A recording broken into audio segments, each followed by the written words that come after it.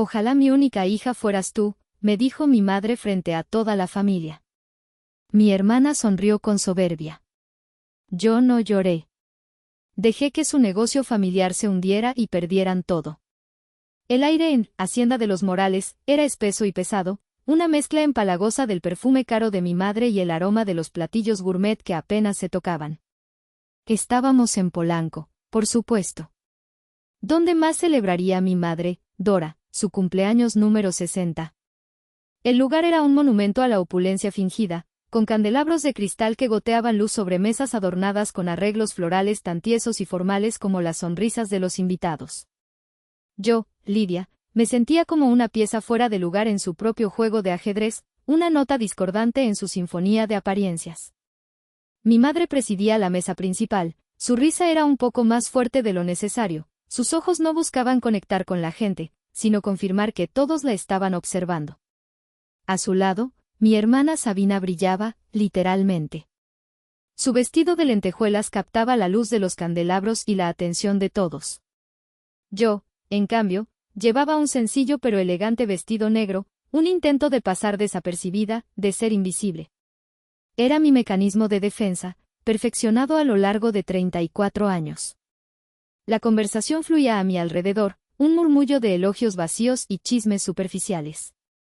Dora, te ves absolutamente radiante, decía una tía. Sabina, querida, vi tu último post en Instagram, qué divino, arrullaba mi prima Fabiola. Cada palabra era un ladrillo más en el muro que me separaba de ellos.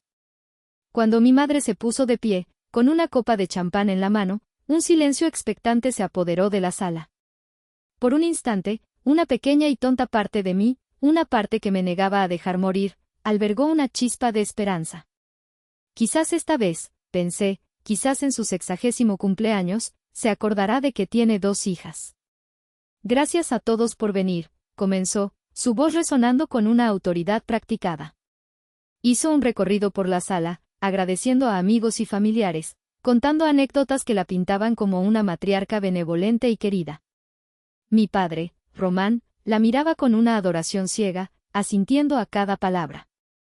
Luego, sus ojos se posaron en Sabina, y su rostro se iluminó con un orgullo tan intenso que era casi doloroso de ver. Y un brindis especial por mi Sabina, dijo, levantando su copa hacia mi hermana. Mi inspiración, mi artista. La que le da alma a nuestro negocio familiar. Eres el orgullo de esta familia, mi vida.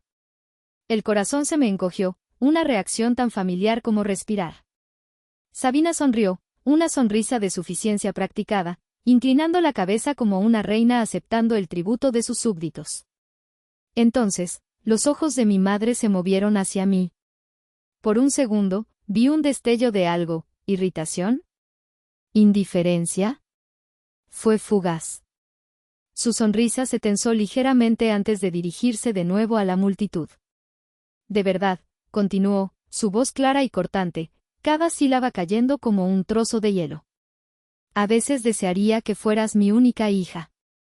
El silencio que siguió fue absoluto, profundo, como si alguien hubiera absorbido todo el aire de la habitación. Los tenedores se detuvieron a medio camino de las bocas. Las sonrisas se congelaron. Vi a mi prima Fabiola jadear, llevándose una mano a la boca. Pero yo no me rompí. No lloré. No grité. Sentí que la sangre se me helaba en las venas, pero mantuve mi rostro impasible, una máscara de calma que había tardado décadas en construir. Mis ojos se encontraron con los de Sabina por encima de la mesa. Su sonrisa de suficiencia se había transformado en una mueca de triunfo descarado, una burla silenciosa que decía, «Ves, yo gané. Siempre gano». Y en ese momento, la pequeña y tonta esperanza que había guardado en mi interior no se apagó. Fue ejecutada. Sentí un clic dentro de mí, un sonido definitivo. No era el sonido de un corazón rompiéndose. Era el sonido de una cerradura abriéndose, liberando algo que había estado prisionero durante mucho, mucho tiempo. La esperanza había muerto, sí, y en su tumba, algo frío, claro y afilado como el acero acababa de nacer. El recuerdo de esa noche es el primer objeto que colocaría en mi museo personal del dolor. No es el más antiguo, pero sí el que mejor encapsula la dinámica de nuestra familia. Sucedió hace 2 años. Yo acababa de recibir el ascenso que tanto había esperado, gerente senior de análisis de datos y logística en mi empresa, una de las corporaciones de comercio electrónico más grandes de México. Fue un logro monumental, la culminación de años de noche sin dormir, de proyectos que me consumieron fines de semana enteros, de sacrificar mi vida social por mi carrera. La primera persona a la que quise decírselo fue a mi madre. La llamé, mi voz temblaba de emoción contenida. Mamá, adivina qué. Me ascendieron. Hubo una pausa al otro lado de la línea. Oh, qué bien, Lidia, dijo finalmente, su tono extrañamente plano. Eso es bueno. Me alegro por ti. No hubo preguntas sobre mi nuevo puesto, ni sobre el aumento de sueldo, ni una sola palabra que demostrara un interés genuino. Aún así, tontamente, insistí. Quiero invitarlos a cenar para celebrar, dije, con un entusiasmo que ahora me parece patético. Reservé una mesa en Pujol para el sábado por la noche. Pujol. El restaurante con el que mi madre llevaba años soñando, el lugar que Sabina mencionaba constantemente en sus posts de Instagram como el epítome de la alta cocina mexicana. Era un gesto grandilocuente, un intento desesperado de comprar su atención, de obligarlos a celebrar conmigo. Claro, mi vida, ahí estaremos, dijo mi madre, y por un momento, me permití creerle. El sábado por la tarde, mientras me arreglaba, eligiendo cuidadosamente un vestido que fuera elegante pero no demasiado llamativo para no opacar a Sabina, sonó mi teléfono. Era mi madre. Lidia, mi amor, lamento tanto tener que hacer esto, comenzó con ese tono de falsa dulzura que usaba cuando estaba a punto de decepcionarme. No vamos a poder ir esta noche. Mi corazón, tan predeciblemente, se hundió. ¿Pasó algo?, pregunté, aunque ya sabía la respuesta. Tu hermana, suspiró dramáticamente. Está pasando por una crisis terrible. Resulta que uno de sus seguidores dejó un comentario en su último post diciendo que su contenido carece de autenticidad. Imagínate la crueldad. Está destrozada, no para de llorar. Necesita a su madre. Tú lo entiendes, ¿verdad? No, no lo entendía. No entendía cómo un comentario anónimo en Internet podía ser más importante que el mayor logro profesional de su otra hija. Pero no dije nada. ¿Qué podía decir? Está bien, mamá, respondí, mi voz sonando hueca en mis propios oídos. Entiendo. Colgué y me quedé mirando mi reflejo en el espejo. Y en lugar de quitarme el vestido y pedir una pizza, algo dentro de mí se rebeló. Fui a Pujol. Sola. La anfitriona me miró con una mezcla de lástima y confusión cuando le dije que mi mesa para 3 ahora sería para 1. Me senté en esa mesa enorme, el silencio a mi alrededor amplificado por las risas y conversaciones de las otras mesas. Y entonces hice algo que nunca había hecho. Le pedí al sommelier la carta de vinos y ordené la botella de Vega Sicilia que mi madre siempre decía que era su sueño probar. Cuando el mesero me la trajo y me sirvió la primera copa, la levanté en un brindis silencioso. No estaba brindando por mi ascenso. Estaba brindando por la dolorosa claridad de ese momento. Mientras el vino caro y complejo se deslizaba por mi garganta, me di cuenta de que estaba de luto. Estaba de luto por la madre que anhelaba y que nunca tendría, una madre para quien mis logros nunca serían tan importantes como las crisis inventadas de mi hermana. Fue una celebración solitaria, pero también fue una epifanía. Y supo a una verdad amarga, costosa e inolvidable. El segundo objeto de mi museo no es un recuerdo, sino una transacción, una que se repetía con la monotonía de las mareas. Es la prueba tangible de mi rol en la familia, la red de seguridad invisible, el banco silencioso que nunca decía que no. La escena se repetía casi todos los meses. Eran las 10 de la noche de un martes cualquiera. Yo estaba en mi apartamento, un espacio limpio y ordenado en la colonia Narvarte, sentada frente a mi laptop. En la pantalla tenía abierto el portal de un agente inmobiliario. Había encontrado un pequeño departamento en venta en la Roma Norte, mi barrio soñado. Era perfecto, luminoso, con un balcón lo suficientemente grande para un par de macetas, a poca distancia de cafeterías y parques. Llevaba meses ahorrando para el enganche. Cada peso que no gastaba iba a una cuenta de ahorros específica, una cuenta que representaba mi futuro, mi independencia, mi escape. En la pantalla de mi laptop, junto a la pestaña del portal inmobiliario, tenía abierto un simulador de hipotecas. La mensualidad era de 15,000 pesos. Era un sacrificio, pero podía hacerlo. Podía visualizarme allí, tomando café en mi balcón, sintiendo por fin que había construido algo propio. Fue entonces cuando sonó mi teléfono. El nombre de mi padre, Román, apareció en la pantalla. Mi estómago se contrajo instantáneamente. Mi padre nunca llamaba para charlar. Sus llamadas siempre tenían un propósito, y ese propósito siempre era el mismo. Lidia, mi niña, comenzó, su voz sonando cansada y tensa. ¿Te interrumpo? No, papá, dime, respondí, cerrando la pestaña del simulador de hipotecas como si estuviera escondiendo una evidencia. Hubo un suspiro al otro lado de la línea. Es el negocio, hija. Banquetes de la Fuente, las cosas no van bien. Nunca iban bien. El proveedor del queso Oaxaca, el bueno, el que le gusta a tu hermana para sus tablas de quesos, dice que si no le pagamos la factura de los últimos 2 meses para mañana, nos cortará el suministro. ¿Y este fin de semana tenemos la boda de los Fernández? Me quedé en silencio, esperando. No tuve que esperar mucho. Nos faltan exactamente 15,000 pesos, dijo, la cifra saliendo de su boca como una confesión avergonzada. 15,000 pesos. La misma cifra que estaba en mi pantalla hacía un minuto. La mensualidad de mi futuro. La llave de mi independencia. Miré la foto del balcón soleado y sentí una oleada de resentimiento tan amarga que casi me ahoga. Quería gritar. Quería decirle que no, que se las arreglaran solos, que estaba cansada de ser su solución de emergencia. Quería preguntarle por qué Sabina, la directora creativa, no podía vender algunas de las bolsas de diseñador que compraba con el dinero de la empresa para pagar la deuda. Pero no lo hice. En lugar de eso, abrí la aplicación de mi banco. Mis dedos se movieron con una eficiencia robótica. Busqué la cuenta de la empresa, tecleé la cantidad, 15,000. La pantalla mostraba mi saldo, el dinero que tanto me había costado ganar, y a un clic de distancia, la cuenta de ellos, un pozo sin fondo.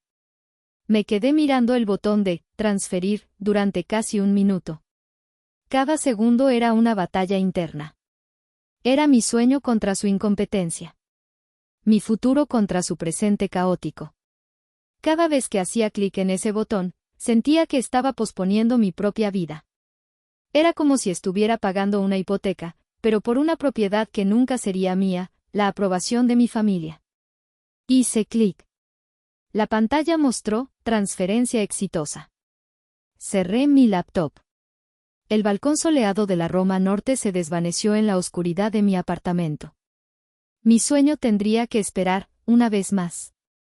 Se había convertido en un rehén de sus malas decisiones, un sacrificio silencioso en el altar de la obligación familiar. Y la única prueba de ello era una línea en mi estado de cuenta bancario, una cicatriz digital que nadie más que yo podía ver. El tercer y último objeto de esta ala de mi museo es un documento, un plan de negocios y logística de 10 páginas, lleno de gráficos, proyecciones financieras y análisis de datos. Lo creé durante un fin de semana lluvioso hace unos 6 meses. Mientras Sabina probablemente estaba en algún brunch de moda tomándole fotos a sus huevos benedictinos, yo estaba sumergida en las hojas de cálculo desordenadas de Banquetes de la Fuente. El negocio se estaba desangrando, y no se necesitaba ser un genio para verlo. Gastaban una fortuna en ingredientes exóticos que rara vez usaban, sus rutas de entrega eran un desastre ineficiente que quemaba gasolina y tiempo, y estaban pagando precios de menudeo a proveedores con los que llevaban años trabajando. Era un caos. Así que hice lo que mejor sé hacer, encontré patrones en el caos. Analicé cada factura, cada ruta, cada menú de los últimos 2 años. Creé un nuevo sistema de inventario para reducir el desperdicio. Tracé rutas de entrega optimizadas que ahorrarían hasta un 20% en costos de transporte. Y preparé un guión para renegociar los contratos con los proveedores clave, demostrando con datos el volumen de compra que representaban y por qué merecían un mejor precio. El plan, si se implementaba, podía ahorrarle al negocio cerca de un 30% en costos operativos anuales. Era su salvación, impresa en blanco y negro. Convoqué una reunión familiar un domingo por la tarde. Extendí los documentos sobre la mesa del comedor, mi corazón latiendo con una mezcla de orgullo y nerviosismo. Por una vez, no les estaba dando dinero. Les estaba dando mi experiencia, mi cerebro, mi tiempo. Creí que esto, finalmente, les haría ver mi valor. Miren, comencé, señalando un gráfico circular. El 40% de su presupuesto de ingredientes se va en productos que solo se usan en el 5% de los menús. Es insostenible. Si nos enfocamos en un menú base de alta calidad y ofrecemos los ingredientes exóticos como un extra con costo adicional. Mi padre, Román, frunció el ceño, confundido por los números. Mi madre, Dora, miraba los papeles con el mismo interés que si fueran un manual de instrucciones en sueco. Fue Sabina quien rompió el silencio. Estaba recostada en su silla, desplazándose por su teléfono sin siquiera mirar los documentos. Dejó escapar un suspiro largo y teatral. «Ay, Lidia, por favor», dijo, su voz goteando con descendencia. «¡Qué aburrición! Puros números y tablas. Esto me da una energía súper negativa». Levantó la vista de su teléfono, sus ojos fijos en mí. La gente no quiere logística, quiere una experiencia. Quieren una historia. ¿Sabes qué necesitamos? Un nuevo tipo de letra para los menús, uno que se vea más artesanal. Y platones de mármol vintage para que la comida se vea increíble en las fotos de Instagram. Se trata de la estética, Lidia. Antes de que pudiera argumentar que la estética no paga las facturas, mi madre intervino, aplaudiendo suavemente. «¡Qué idea tan brillante, Sabina, mi vida!», exclamó. «¡Qué buen gusto tienes! Eso es lo que necesitamos, un toque de sofisticación. Tu hermana es tan práctica, a veces se olvida de que la belleza es lo que vende». Miré de mi madre a mi hermana, y luego a los papeles que tenía delante. Mis análisis, mis proyecciones, mi plan meticulosamente elaborado para salvarlos de sí mismos, todo reducido a energía negativa y aburrición. Mi intelecto no solo fue ignorado, fue tratado como un defecto de carácter, como algo feo que debía ocultarse para no arruinar su hermosa y vacía fachada. Esa tarde, recogí mis papeles y los guardé en un cajón de mi escritorio. El plan nunca fue mencionado de nuevo. 2 semanas después, vi en el Instagram de Sabina una foto de los nuevos platones de mármol. Habían costado una fortuna. Ese mismo mes, mi padre me llamó para pedirme dinero para la gasolina de las camionetas de reparto. Mi sabiduría era invisible para ellos, un idioma extranjero que se negaban a aprender. De vuelta al presente, al silencio helado de la hacienda de los Morales. Las palabras de mi madre, «desearía que fueras mi única hija», seguían suspendidas en el aire, como un humo venenoso. La cara de todos era un lienzo de conmoción, incomodidad y una pizca de curiosidad morbosa. Estaban esperando el drama, el llanto, los gritos. Estaban esperando que yo interpretara el papel que siempre me habían asignado, la hija problemática, la hipersensible. Pero el guión había cambiado. La actriz principal había abandonado el escenario. Me levanté de mi silla, el sonido de las patas raspando el suelo de mármol pareció un trueno en la quietud. No tiré la silla, no hice un escándalo.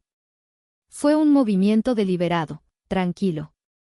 Puse mi servilleta de lino sobre la mesa, junto a mi plato de comida apenas tocado. Mi padre, Román, reaccionó primero, como despertando de un trance. «Lidia, siéntate», siseó en voz baja, su rostro pálido. «No hagas una escena». «No te preocupes, papá», le respondí, mi voz era baja pero firme, sin un ápice de temblor. «No habrá ninguna escena». Mi madre, Dora, finalmente me miró, sus ojos entrecerrados con furia. «¿A dónde crees que vas?», preguntó, su tono era el de una reina a la que un súbdito le ha faltado al respeto. «Es mi cumpleaños». «Lo sé», dije, y una pequeña y triste sonrisa se dibujó en mis labios. Y te he dado mi regalo durante años. Creo que ya es suficiente. Sabina soltó una risita burlona. Ay, por favor, siempre tan dramática. Mamá solo estaba bromeando. No, Sabina, la corregí, mirándola directamente a los ojos por primera vez esa noche. Y en mi mirada, ella no vio dolor ni lágrimas. Vio algo nuevo, algo que no reconoció, la indiferencia. Ella fue perfectamente clara. Y por primera vez, estoy completamente de acuerdo con ella. Tomé mi bolso. Mi padre intentó agarrarme del brazo. Lidia, por favor. No hagas esto. Hablemos. Me solté de su agarre, no con violencia, sino con una finalidad tranquila. Ya no hay nada de qué hablar, papá, le dije, y en mi voz había una tristeza profunda, no por mí, sino por él, por su debilidad. La obra de teatro ha terminado. Me di la vuelta y caminé hacia la salida. Sentí docenas de ojos clavados en mi espalda. Podía oír los susurros que comenzaban a brotar como malas hierbas. Pero no me detuve. Cada paso que daba, mis tacones resonando contra el suelo de mármol pulido, era un paso hacia mi propia vida. El sonido no era de ira. Era el ritmo constante y decidido de la libertad. Al empujar las pesadas puertas de madera del restaurante y sentir el aire fresco de la noche en la Ciudad de México, no sentí el alivio que esperaba. Sentí un vacío inmenso. El vacío que deja una esperanza cuando finalmente muere. Pero también sentí algo más, algo que crecía en ese espacio vacío, la certeza. La certeza de que había tomado la única decisión posible. La certeza de que, aunque estuviera sola, por fin estaba en camino a casa, a mí misma. Ya no era parte de su audiencia. Era libre. Mi apartamento nunca me había parecido tan silencioso. El zumbido constante del tráfico de la Ciudad de México, que normalmente era un ruido de fondo, esa noche parecía un rugido lejano, como si la ciudad entera estuviera a kilómetros de distancia. Dejé mi bolso en el suelo y me quité los tacones. El alivio físico de liberar mis pies no hizo nada para calmar el torbellino dentro de mí. No estaba furiosa. La ira es una emoción caliente, una que te impulsa a actuar, a gritar, a romper cosas. Lo que yo sentía era diferente. Era un frío glacial, una calma hueca que se había instalado en el centro de mi pecho. Era el silencio que sigue a una explosión devastadora. Caminé hasta mi escritorio y encendí mi laptop. La luz de la pantalla iluminó mi rostro en la penumbra. Mis dedos se movieron por instinto, abriendo una carpeta en mi disco duro que rara vez visitaba. Se llamaba Familia. Dentro, había subcarpetas para cada año, llenas de fotos. Fotos de navidades pasadas, de cumpleaños, de vacaciones a las que fui arrastrada. Hice clic en una al azar. Éramos nosotros en Acapulco, hace unos 10 años. Mi madre y Sabina en el centro, sonriendo a la cámara, bronceadas y hermosas. Mi padre a un lado, con una sonrisa forzada. Y allí estaba yo, en el borde del encuadre, casi fuera de la foto, mirando no a la cámara, sino a mi madre, con una expresión de anhelo tan palpable que me hizo desviar la vista. Hice clic en otra.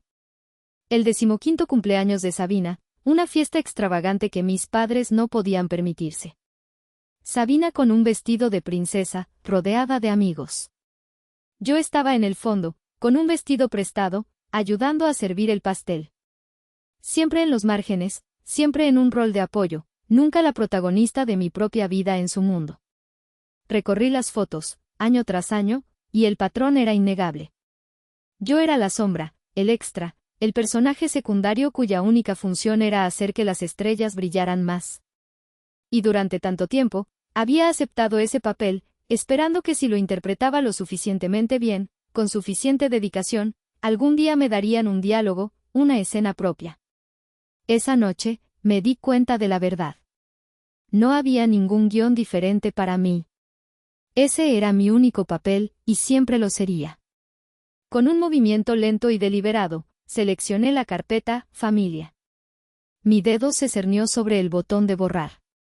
No fue un acto de ira. Fue un acto de aceptación. Estaba celebrando un funeral.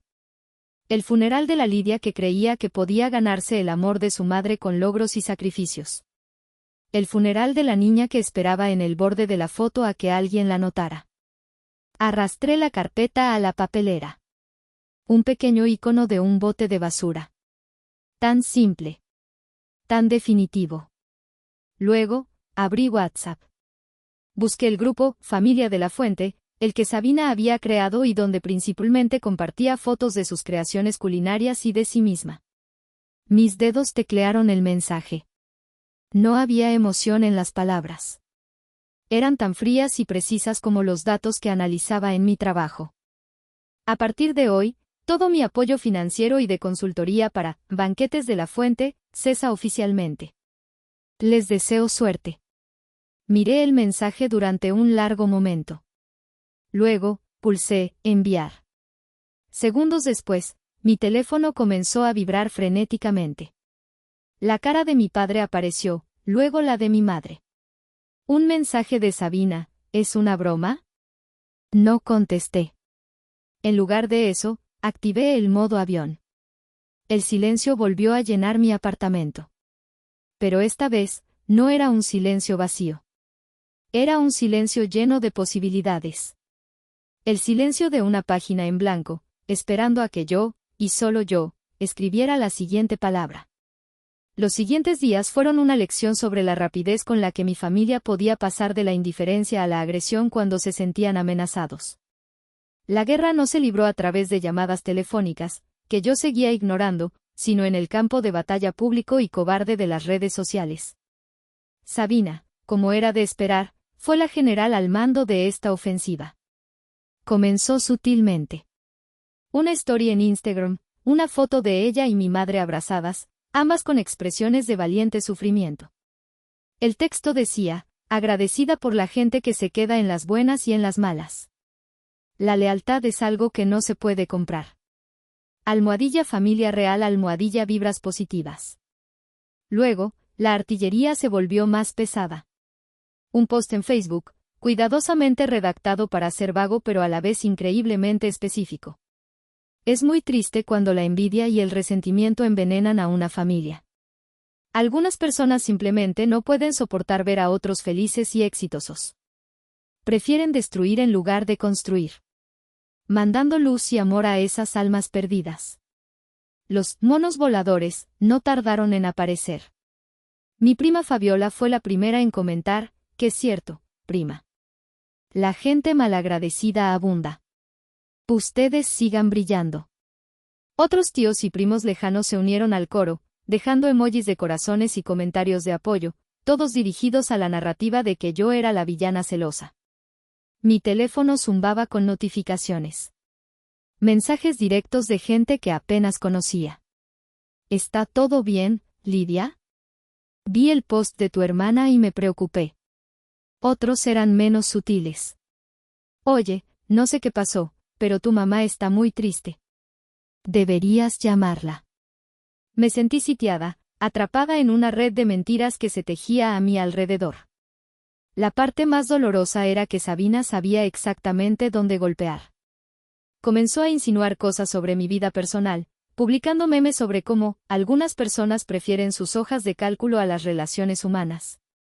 Era una caricatura cruel y falsa de mí, pero sabía que algunos se la creerían. Podría haber respondido.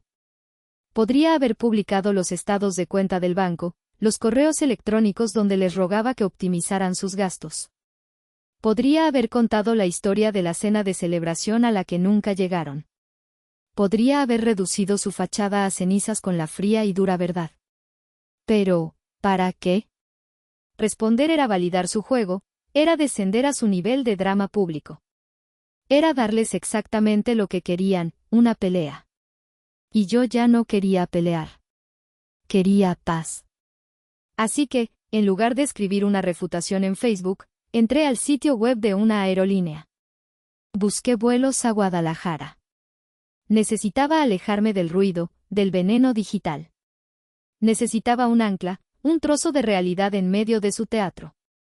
Necesitaba a mi abuelo. Mi abuelo Isauro, el padre de mi madre, era un hombre de la tierra.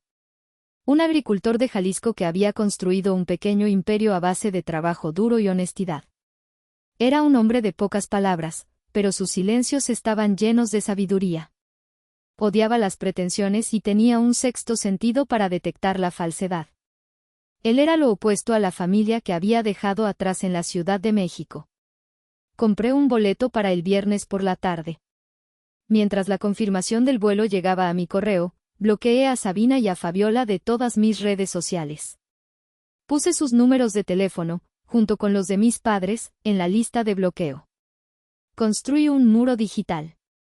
No era una solución permanente, pero me daría el espacio que necesitaba para respirar. El viernes, mientras el avión despegaba, dejando atrás el smog y el caos de la ciudad, sentí que una parte de mi carga se quedaba en tierra. Iba hacia Jalisco, no solo para ver a mi abuelo, sino para buscar un veredicto. El veredicto de alguien cuya opinión realmente me importaba. Si llegaste hasta esta parte del video, significa que realmente te interesó la historia.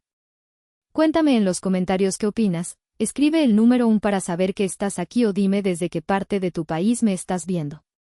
También puedes dejar cualquier pregunta y la responderé. El patio de la casa de mi abuelo Isauro en un pequeño pueblo a las afueras de Guadalajara olía a tierra mojada y a bugambillas. Era un olor a autenticidad, a cosas que crecen lentas y fuertes. Mi abuelo estaba sentado en su mecedora de madera, un vaso de tejuino en la mano, esperándome. No me inundó con preguntas. Simplemente me observó con sus ojos agudos mientras yo me sentaba frente a él. ¿Problemas en la capital?, preguntó finalmente, su voz era grave y tranquila. No me quejé. No lloré. Simplemente le conté la historia, desde el brindis en la fiesta de cumpleaños hasta los posts de Sabina en Facebook. Mientras hablaba, saqué mi teléfono y le mostré las pruebas que había guardado, capturas de pantalla de las transferencias bancarias mensuales, los correos electrónicos con mis planes de logística ignorados. No estaba tratando de convencerlo, solo le estaba mostrando los hechos, el lenguaje que ambos entendíamos. Mi abuelo escuchó en silencio, su rostro curtido no revelaba ninguna emoción. Solo sus manos, apretando el vaso de vidrio, traicionaban su creciente ira. Cuando terminé, se quedó callado durante un largo rato, mirando los campos de agave que se extendían más allá de su patio. Una vez tuve un socio, dijo finalmente, su voz era un murmullo profundo. Hablaba muy bonito. Decía que íbamos a ser los reyes del tequila. Gastaba el dinero en camionetas de lujo y oficinas elegantes. Casi me lleva a la ruina. Hizo una pausa, y sus ojos se encontraron con los míos. Hay gente que se dedica a decorar el vacío, Lidia. Tu madre y tu hermana son de esa clase. El peso de sus palabras me reconfortó. No me estaba llamando exagerada ni pidiéndome que perdonara y olvidara. Estaba validando mi realidad. Luego, se levantó y entró en la casa. Volvió con una carpeta vieja y polvorienta. La puso sobre la mesa entre nosotros. Tu bisabuelo construyó esa bodega en la Ciudad de México, dijo, refiriéndose al gran taller de cocina industrial que, Banquetes de la Fuente, usaba como centro de operaciones. Cuando tu madre y tu padre decidieron empezar su negocio de banquetes, se las dejé. Les cobraba una renta simbólica, casi un regalo, para ayudarlos a empezar. Abrió la carpeta. Dentro había una escritura de propiedad. Mi corazón empezó a latir más rápido. Llevan 30 años apoyándose en esa muleta, continuó mi abuelo, su voz endureciéndose. Creyendo que su éxito, por poco que sea, es todo suyo, sin reconocer los cimientos sobre los que se construyó. Señaló la escritura. El dueño de esa propiedad no soy yo, Lidia. La puse a tu nombre cuando cumpliste 18 años. Legalmente, ha sido tuya todo este tiempo. Me quedé sin aliento. El suelo bajo mis pies pareció moverse. Nunca te lo dije porque no quería que se convirtiera en otra cosa que pudieran usar para manipularte, explicó. Pero ahora creo que es hora de ver si pueden caminar por sí solos. Sus ojos eran duros como el pedernal. Es hora de que aprendan una lección sobre los cimientos de las cosas. La revelación me golpeó con la fuerza de una ola. No era solo una propiedad. Era poder. Era justicia. Era un legado de trabajo duro y honestidad que, sin saberlo, yo había heredado. Y estaba a punto de usarlo para demoler un castillo de naipes. Regresé a la Ciudad de México sintiéndome como una persona diferente. El conocimiento de que yo era la dueña de la propiedad que albergaba su negocio cambió fundamentalmente la ecuación de poder. Ya no era solo la hija resentida que les había cortado el dinero, o era una fuerza con la que tendrían que lidiar. Sin embargo, decidí no actuar de inmediato. Dejé que mi silencio hiciera el trabajo. Las primeras 2 semanas después de mi regreso fueron extrañamente tranquilas. Sabía que mi familia estaría desconcertada por mi falta de reacción a sus ataques en redes sociales. Esperaban una batalla, y mi silencio los desarmaba. El primer indicio de que las grietas comenzaban a aparecer llegó a través de una llamada de una tía, una hermana de mi padre que siempre había mantenido una distancia prudente del drama de mi madre. Lidia, mi niña, ¿cómo estás?, preguntó, su voz teñida de una preocupación genuina. Tu papá me llamó ayer. Sonaba desesperado. Dijo que las cosas en el negocio están muy apretadas. Me imagino, respondí con calma. Mencionó algo sobre los proveedores, que ahora les exigen el pago por adelantado. Y que algunos empleados no han cobrado su quincena completa. Hizo una pausa. Lidia, sé que no es mi asunto, pero, ¿pasó algo grave? Le conté una versión muy abreviada y objetiva de la historia, terminando con el brindis de mi madre. Mi tía suspiró profundamente. Lo imaginaba, dijo con tristeza. Tu madre, siempre ha sido así. Y tu hermana es su reflejo. Lamento mucho que hayas tenido que pasar por eso. Esa llamada fue la primera ola de un tsunami que se avecinaba. Una semana después, recibí una llamada del propio Román. Era un número desconocido, pero reconocí su voz de inmediato. Sonaba agotado. Lidia, dijo, sin preámbulos. Tenemos que hablar. Estoy escuchando, respondí, mi tono era neutral. Tu madre, no está bien. Está muy estresada. Sabina está haciendo lo que puede, pero... Su voz se quebró. Necesitamos dinero, hija. Solo para superar este bache. Te juro que es la última vez. El corazón se me encogió de pena por él, por el hombre débil en el que se había convertido. Pero la pena no era suficiente para hacerme retroceder. Lo siento, papá, pero no puedo, dije, y la firmeza en mi propia voz me sorprendió. Tengo mis propios planes y mis propias responsabilidades financieras. Ya no puedo ser la red de seguridad de ustedes. Hubo un silencio de derrota al otro lado de la línea. Entiendo, susurró. Y colgó. Sabía que ese era el principio del fin. Les había quitado el soporte monetario, el andamio que mantenía en pie su estructura podrida. Ahora, solo era cuestión de tiempo antes de que todo se viniera abajo. Y yo estaba lista para verlos caer. Después de la llamada de mi padre, esperé. Sabía que la siguiente ficha de dominó estaba a punto de caer, y no tuve que esperar mucho. Contraté a una firma de abogados especializada en bienes raíces comerciales, gente seria y eficiente que no se andaba con rodeos. Les di instrucciones claras y precisas, junto con una copia de la escritura de propiedad que mi abuelo me había dado. Una semana después, una carta con el membrete del bufete de abogados llegó al domicilio de Banquetes de la Fuente. No era una carta de desalojo, no todavía. Era algo mucho más sutil, en mi opinión, más devastador. Era una notificación de actualización de contrato de arrendamiento. Imaginé la escena perfectamente. Mi padre abriendo el sobre, sus ojos recorriendo el lenguaje legalista. Mi madre arrebatándoselo de las manos. Sabina mirando por encima de su hombro, su expresión de aburrimiento transformándose lentamente en pánico.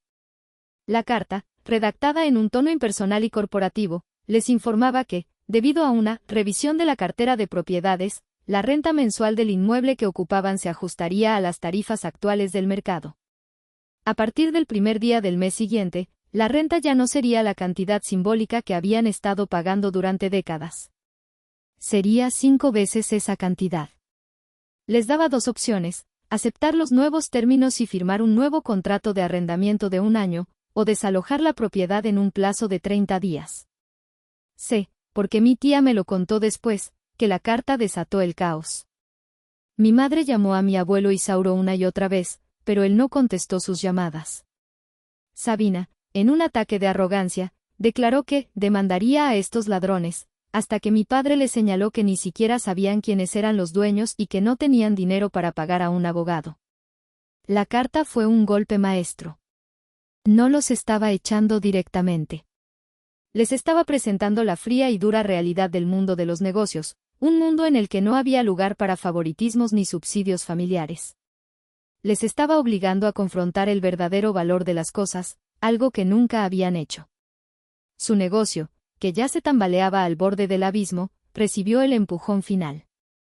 La nueva renta era una cifra imposible para ellos, una sentencia de muerte para Banquetes de la Fuente. El pánico se instaló. Y en medio de ese pánico, tomaron la decisión que yo sabía que tomarían: buscarían una última y desesperada solución. Una solución que, sin que ellos lo supieran, los llevaría directamente a mi puerta. La última carta que jugaron fue la de la desesperación. A través de uno de los pocos contactos que no le había dado la espalda, Sabina consiguió una reunión con un pequeño fondo de inversión de capital de riesgo. Su plan era venderles una historia, la de una marca, artesanal y de lujo, con un potencial de crecimiento increíble, buscando una inyección de capital para expandirse. Era una fantasía, un último intento de vender su fachada a alguien que no conociera la podrida realidad que había detrás. La reunión se fijó en las oficinas del fondo de inversión, un espacio minimalista y moderno en el corazón del corredor financiero de Reforma. No sé cómo, pero lograron juntar el dinero para comprarse ropa nueva para la ocasión. Sabina, con un blazer de diseñador, y mi madre, con un collar de perlas, y mi padre, con un traje que le quedaba un poco grande. Eran actores preparándose para su última función. Lo que no sabían era quién era la directora de esa obra. Yo llevaba trabajando como consultora externa para este fondo de inversión durante los últimos 6 meses. Mi empresa tenía un contrato con ellos para analizar la viabilidad y los riesgos de sus posibles inversiones. El director del fondo, el señor Morales, un hombre de unos 50 años, agudo y sin tiempo para tonterías, confiaba plenamente en mis análisis. Valoraba los datos por encima de las historias bonitas. Cuando supe que la propuesta de Banquetes de la Fuente había llegado a su escritorio, le pedí personalmente al señor Morales encargarme de la evaluación. Conozco el sector, le dije, sin revelar mi conexión personal. Él aceptó sin dudarlo. Pasé 2 días preparando mi informe, usando no solo la información que ellos habían proporcionado, sino también los años de conocimiento interno que yo poseía. El resultado fue un análisis demoledor, una autopsia financiera del negocio familiar. El día de la reunión, llegué a la oficina media hora antes. Le entregué mi informe final al señor Morales. Lo leyó en silencio, asintiendo ocasionalmente. Cuando terminó, me miró por encima de sus gafas. Brutalmente honesto, Lidia. Me gusta.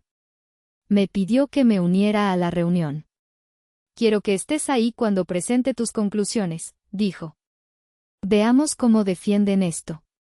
Me senté en una silla en un rincón de la sala de juntas, fuera de su línea de visión inicial. Escuché cómo mi familia entraba, sus voces llenas de una confianza falsa. Escuché a Sabina comenzar su presentación, su voz era melosa y llena de palabras de moda como experiencia del cliente, branding emocional y sinergia creativa. Proyectó imágenes de sus platillos, de mesas decoradas, de ella misma sonriendo en eventos. Era una actuación impresionante, vacía pero impresionante. A mitad de su discurso, el señor Morales la interrumpió. Todo esto es muy visual, señorita de la Fuente, dijo. Su tono era seco. Pero mis analistas tienen algunas preocupaciones sobre los fundamentos financieros. Hizo un gesto hacia mi rincón. Lidia, por favor. Me levanté y caminé hacia la cabecera de la mesa. El cambio en los rostros de mi familia fue un espectáculo digno de verse. La boca de Sabina se abrió en una "oh" perfecta de incredulidad. El color desapareció del rostro de mi madre. Mi padre pareció encogerse en su silla. Sabina fue la primera en recuperarse, su incredulidad convirtiéndose en desdén. «¿Lidia? ¿Qué estás haciendo aquí?», espetó. «¿Viniste a traer el café?». Ignoré su comentario, mi mirada fija en el señor Morales, pero mi voz proyectada para que todos en la sala la oyeran. No era la voz de la hija herida. Era la voz de una profesional. «Señor Morales», comencé, mi tono era frío y nivelado. Como se detalla en el informe, Banquetes de la Fuente presenta un riesgo de inversión inaceptable. Cogí una copia del informe y empecé a pasar las páginas. Punto 1. Deuda con proveedores con un promedio de 90 días de retraso, indicando un flujo de caja críticamente deficiente. Punto 2. Una tasa de retención de clientes que ha disminuido un 40% en el último año fiscal. Punto 3. Una estructura de costos operativos insostenible, con un gasto excesivo en marketing de imagen sobre la calidad del servicio. Cada punto era un clavo en el ataúd de su mentira. No los miré mientras hablaba. Me dirigí únicamente al inversor. En resumen, concluí, cerrando el informe. Banquetes de la Fuente no es una oportunidad de inversión. Es un pasivo en quiebra esperando ser liquidado. Mi recomendación profesional es un rotundo no. El silencio en la sala fue total. La actuación había terminado. El telón había caído. Y yo, la extra invisible, acababa de pronunciar el epílogo. Había usado mi idioma, el lenguaje de los datos y la verdad, y por primera vez en sus vidas, no tuvieron más remedio que escuchar. La salida de esa sala de juntas fue la última vez que vi a mi familia como una unidad. Se quedaron allí, petrificados, sus rostros eran una mezcla de conmoción y odio. Yo simplemente asentí al señor Morales, recogí mis cosas y me fui, sin mirar atrás. No necesité hacer nada más. La realidad, una vez desatada, es una fuerza implacable. La noticia de la fallida reunión de inversión se extendió por el círculo familiar como un reguero de pólvora, probablemente gracias a mi tía, quien, a su vez, lo escuchó de un primo que trabajaba en el mismo edificio que el fondo de inversión. La historia, esta vez, era la correcta. Lidia, la hija silenciosa, no solo había cortado el grifo, sino que también había sido la experta que había expuesto la farsa. Banquetes de la Fuente se declaró en bancarrota menos de un mes después. El proceso de liquidación fue rápido y brutal. Tuvieron que vender las camionetas de reparto, el equipo de cocina, los elegantes platones de mármol de Sabina. Pero no fue suficiente para cubrir las deudas. El siguiente golpe fue la casa familiar, la casa donde crecí. Estaba hipotecada hasta el cuello para financiar el estilo de vida de mi madre y los caprichos de mi hermana. Sin los ingresos del negocio y sin mi ayuda financiera, era imposible seguir pagándola. El banco la embargó. Se mudaron a un pequeño apartamento de alquiler en una colonia mucho menos prestigiosa, un lugar donde las apariencias importaban menos porque nadie se molestaba en mirar. Su caída no fue solo financiera, fue social. En una cultura donde la familia y la imagen lo son todo, ellos lo habían perdido todo. La humillación final llegó unos meses después, en la boda de un primo. Según me contó mi tía, mi madre, Dora, intentó mantener las apariencias, hablando en voz alta sobre los nuevos y emocionantes proyectos de Sabina. Pero la gente la evitaba. Los susurros la seguían por el salón. Finalmente, una tía abuela, una mujer sin filtro y con poca paciencia, se le acercó y le preguntó directamente: «Entonces, Dora, ¿cómo va el famoso negocio de banquetes?». Mi tía me dijo que mi madre se quedó sin palabras, se puso pálida, se dio la vuelta y se fue de la fiesta llorando. Habían perdido su escenario, su audiencia y su credibilidad. Sabina tuvo que borrar su cuenta de Instagram, los comentarios se habían vuelto demasiado crueles. Se vio obligada a buscar un trabajo de verdad, algo que no había hecho en años. Mi padre, me enteré, consiguió un trabajo como administrador en un pequeño almacén. Hombres rotos, pagando el precio de su propia ceguera. Yo observé todo esto desde la distancia, no con alegría ni con sed de venganza, sino con una tranquila y sombría sensación de justicia. No era la justicia que yo había buscado activamente.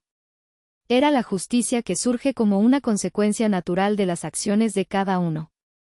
Habían construido su mundo sobre cimientos de mentiras y favoritismo. Y yo, simplemente, había quitado la muleta que les impedía caer. Pasaron 6 meses. 6 meses de un silencio bendito por parte de mi familia. 6 meses en los que me dediqué a construir mi propia vida sobre los escombros de la que había dejado atrás. Mi carrera despegó. El señor Morales, impresionado por mi profesionalismo, me ofreció un puesto de tiempo completo en su firma como jefa de análisis de riesgos. Acepté. El trabajo era exigente, pero increíblemente gratificante. Por primera vez, estaba en un entorno donde mi cerebro, mi lógica y mi honestidad brutal no solo eran aceptados, sino celebrados.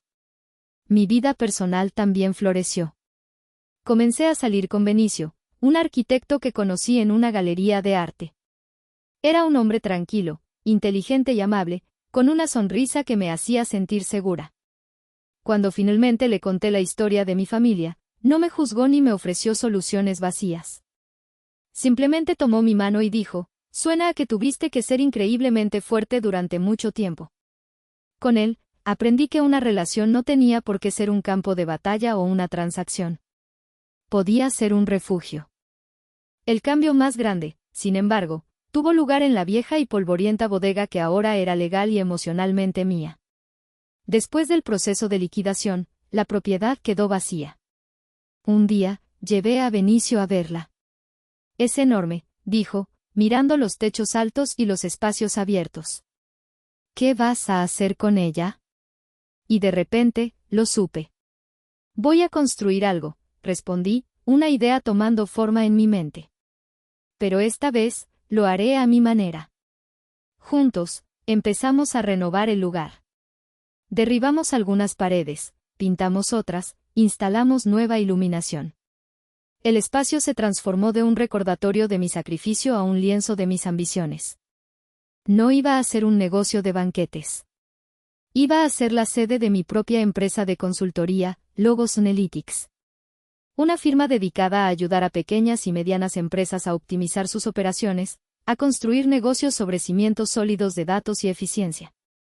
Quería usar mi talento para ayudar a gente que, a diferencia de mi familia, realmente valoraba la ayuda. Una tarde, mientras Benicio y yo pintábamos una de las paredes de lo que sería mi futura oficina, él se detuvo y me preguntó: «¿Alguna vez te arrepientes?». Dejé la brocha y miré a mi alrededor, al espacio lleno de potencial, al futuro que estaba construyendo con mis propias manos. Pensé en la niña que se paraba en el borde de las fotos, en la joven que transfería sus ahorros en medio de la noche, en la mujer que se sentó sola en un restaurante de lujo. «Lamento a la Lidia que creyó que tenía que comprar el amor con su trabajo duro», respondí finalmente, mi voz era suave pero segura. «Estoy de luto por la niña que pensó que si era lo suficientemente buena, finalmente la verían». Hice una pausa, y luego sonreí, una sonrisa genuina. «Pero estoy increíblemente orgullosa de la mujer que finalmente se dio cuenta de que valía más que eso, y que tuvo la fuerza para dejar de pagar un precio que nunca debería haberle sido cobrado». Un año después de aquella fatídica fiesta de cumpleaños, mi teléfono sonó. Era un número desconocido, pero contesté. «¿Lidia?». La voz era de mi madre, pero sonaba diferente. Frágil. Despojada de toda su arrogancia. «Sí, soy yo», respondí con calma. Hubo un largo silencio. Pude oír su respiración temblorosa. Solo quería decir», comenzó, su voz se quebró. «Espero que estés feliz, Lidia». Después de todo. No había una disculpa en sus palabras, no realmente. Era más bien una declaración de derrota. Pero por primera vez, no sentí ira ni resentimiento. Sentí una especie de paz distante. Miré por la ventana de mi nueva oficina en la bodega renovada. Afuera, el sol brillaba. «Estoy construyendo una vida que me hace feliz, mamá», le dije, y era la verdad más pura que jamás había pronunciado. Y sinceramente, espero que tú también puedas hacer lo mismo. Colgué el teléfono. No como un acto de rechazo, sino como un punto final. Había perdido una familia definida por la sangre, pero había encontrado una nueva, una elegida, construida sobre el respeto y el amor genuino, mi abuelo, mis amigos como Noelia, mi pareja, Benicio. Mi historia no es una de venganza. Es una historia de liberación. La liberación de las expectativas tóxicas y de los roles que nos imponen. Es la prueba de que a veces, el acto de amor propio más grande es tener el coraje de irse. Y ahora les pregunto a ustedes, ¿hice lo correcto al dejar que se derrumbaran, o fui demasiado lejos? ¿Qué habrían hecho ustedes en mi lugar? Gracias por escuchar mi historia. Déjenme saber lo que piensan en los comentarios, y no olviden suscribirse para más historias como esta.